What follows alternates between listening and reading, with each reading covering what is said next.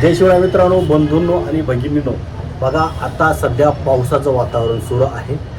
सगळीकडे पाऊस आहे, विजा वारा वगैरे सगळीकडे आहे. तुम्हाला दिसत असेल, तुम्ही पाहू शकता सगळीकडे पावसाचं वातावरण आहे.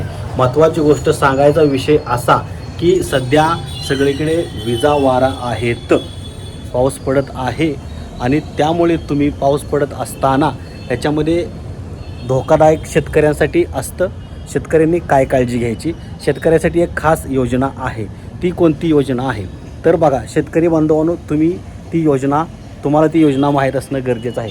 किंवा शेतकरी बांधवांचे जे कोणी वारस असतील, मुलगा मुलगी, त्यांना त्या संदर्भातली माहिती असणं गरजेचं आहे. काय गरजेचं आहे तर बघा आता सध्या अनेक ठिकाणी पूर येणार आहे, भिंती पडणार आहेत, घरं पडणार आहेत.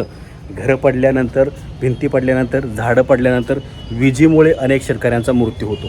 सध्या पाऊस आहे, सगळीकडे ओलचिंब असणार आहे आणि ओलचिंब असल्यानंतर शेतामध्ये करंट लागण्याची ही शक्यता आहे. त्यामुळे शेतकरी बांधवांनो, तुम्ही व्यवस्थित काळजी घ्या. तुमच्या काळजी घेतल्यानंतर तुमचा जीव वाचू शकतो. तर तुम्हाला त्या संदर्भातली माहिती असणं गरजेचं आहे. काय तर बघा आता जर शेतकऱ्यांचा नैसर्गिक अपघाताने मृत्यू झाला तर त्या शेतकऱ्यांना 2 लाख रुपये मिळतात. ते शेतकऱ्यांच्या हक्काचे असतात, म्हणजे त्यांच्या वारसांचे असतात. त्या शेतकऱ्याच्या कुटुंबाला ते 2 लाख रुपये मिळतात. जर कायमचं अपंगत्व आलं, एक हात गेला, एक डोळा गेला, असं काय झालं तर त्याला 1.5 लाख रुपये मिळतात. आणि जर जखमी काय झालं असेल नैसर्गिक आपत्तीमुळे तर त्यांना एक 50,000 रुपये मिळतात. अशी ही योजना आहे.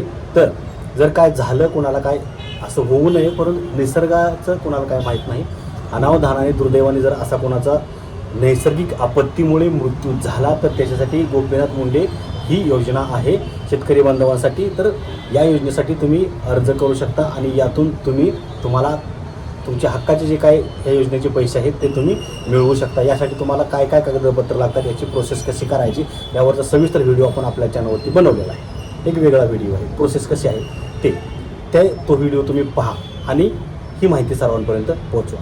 धन्यवाद. जय हिंद, जय महाराष्ट्र.